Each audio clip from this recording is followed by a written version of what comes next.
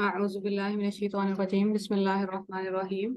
کل ہم رکوع تک پہنچے تھے کہ جب ہم قرآن پاک کی تلاوت کرتے ہیں، اصل مقصد یہ ہے کہ وہ تلاوت کرنے کے بعد جو ہم نے ابھی اللہ تعالیٰ سے بات کی ہے وہ ہمارے دل سے اب برداشت نہیں ہو رہا اور ہم بے ساختہ رکوع میں چلے گئے ہیں۔ اب اس کی اصل روح تو یہ ہے، لیکن کیونکہ ہم بچوں کو 6 سال کی عمر میں 7 سال کی عمر میں نماز پڑھا رہے ہوتے ہیں، تو اس ٹائم ہم انہیں یہ نہیں سمجھا سکتے کہ اچھا آپ قرآن پاک کی اس آیت کا یہ مطلب ہے اور اس آیت کا یہ مطلب ہے۔ تو ہم سٹارٹ کہاں سے کرتے ہیں؟ پریکٹس سے، کہ اچھا آپ نے قیام کرنا ہے اور پھر رکوع کرنا ہے اور پھر کھڑے ہونا ہے اور پھر سجدے میں جانا ہے۔ تو پھر اس کی وجہ سے کیا ہوتا ہے کہ ہماری ساری زندگی کی جو ہے نا نمازیں وہ 6 سال کی عمر کی نمازوں جیسی ہی رہ جاتی ہیں، ان میں روح آتی نہیں ہے پھر کبھی۔ ہم یہ تو پوچھتے رہتے ہیں، دعا کرتے ہیں کہ اللہ تعالیٰ ہماری نماز میں خشوع و خضوع آ جائے، لیکن وہ ورڈز ہی اتنے مشکل ہیں کہ ہمیں ان کا مطلب ہی نہیں پتا۔ تو خشوع، جب اللہ تعالیٰ کہتے ہیں نا کہ اگر میں پہاڑوں کے اوپر قرآن پاک نازل کرتا تو وہ خشوع میں آ جاتے، یعنی کہ وہ ان سے برداشت نہیں ہوتا اور وہ گر جاتے، وہ کہتے ہیں خشوع کو۔ لیکن اب اس میں ہوتا کیا ہے؟ لیکن کیا پھر اس کا مطلب ہے کہ ہم نماز پڑھنا چھوڑ دیں کیونکہ ہماری نماز میں ابھی تک خشوع نہیں آیا؟ نہیں۔ اس کو جس طرح میں نے اس دن ایک کال تھا نا کسی کا کہ نیت فرض نہیں ہے، خشوع وہ آپ کا جو تعلق ہے وہ فرض نہیں ہے، فی الحال نماز فرض ہے، آپ وہ تو شروع کریں، پھر آہستہ آہستہ بلڈ ہوتا جائے گا۔ کیونکہ ایک بہت بڑی میجورٹی ہے جس کا آرگیومنٹ یہ ہے کہ نہیں، نماز سے زیادہ کنیکشن تو میں ویسے ہی جب بیڈ پہ بیٹھ کے اللہ تعالیٰ سے بات کرتا ہوں تو ویسے مجھے زیادہ فیل ہوتا ہے کنیکشن، نماز میں تو میرا دھیان ہی آگے پیچھے چلا جاتا رہتا ہے۔ اس کے لیے پھر اللہ تعالیٰ کہتے ہیں وَاذْكُرُوهُ كَمَا هَدَاكُمْ، مجھے یاد کرو جیسے میں نے تمہیں سکھایا ہے۔ اب اللہ تعالیٰ بتائیں گے، اللہ تعالیٰ سیٹ کریں گے کہ جو مالک اور بندے کا جو ریلیشن شپ ہے اس میں اللہ تعالیٰ ڈیسائیڈ کریں گے کہ اچھا کون سی ٹرمز اینڈ کنڈیشنز ہیں، انسان کو صرف ان کو فالو کرنا ہے کہ اچھا اللہ تعالیٰ آپ نے کہا ہے اور میں نے مان لیا۔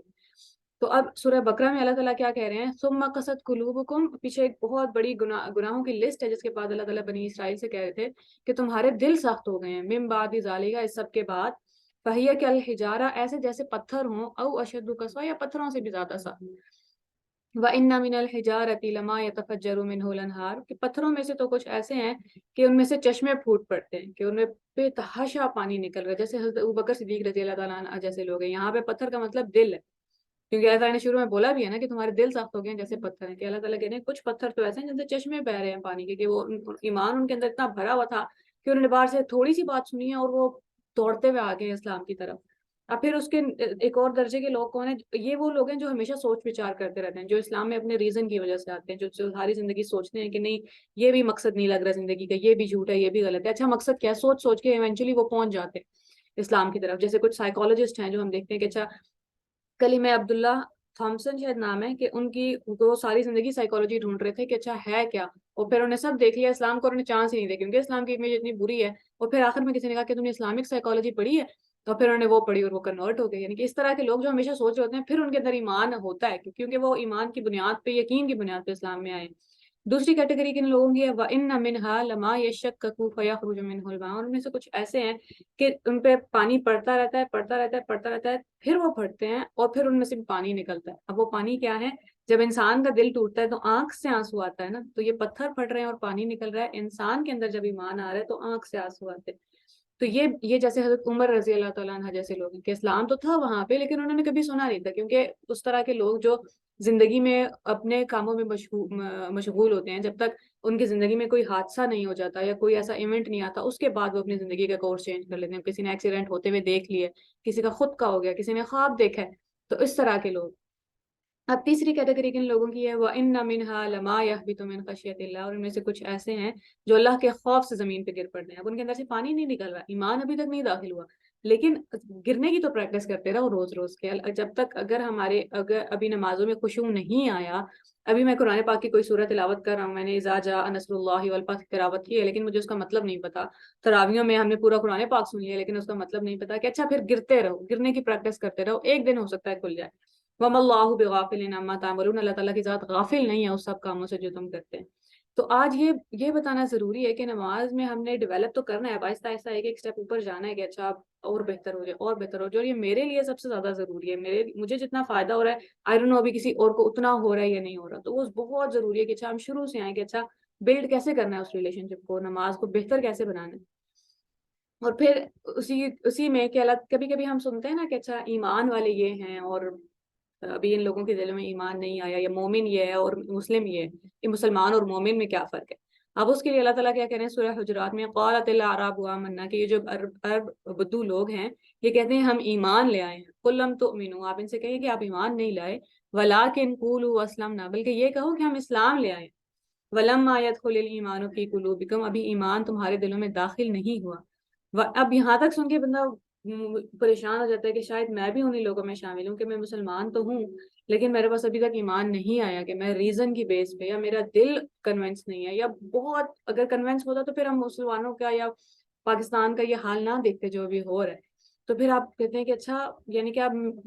جو بھی میرے پاس ہے کیا اٹس گڈ فار نتھنگ ہے، کہ یہ کچھ بھی نہیں ہے؟ نہیں، وَإِن تُطِيعُوا اللَّهَ، اگر تم اللہ کی اطاعت کرو گے، وَرَسُولَهُ، اور اس کے رسول کی اطاعت کرو گے، لا يَلِدْكُم مِّنْ أَعْمَالِكُمْ شَيْئًا، تمہارے اعمال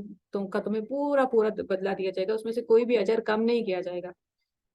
بھلے ابھی آپ کی نماز میں روح نہیں ہے، بھلے آپ کے ابھی روزے کا مقصد نہیں پتا، آپ نے فجر سے لے کے مغرب تک آپ ساری زندگی بھوکے رہے ہیں وہ رمضان کے مہینے میں، لیکن آپ کو اس کا تقوی،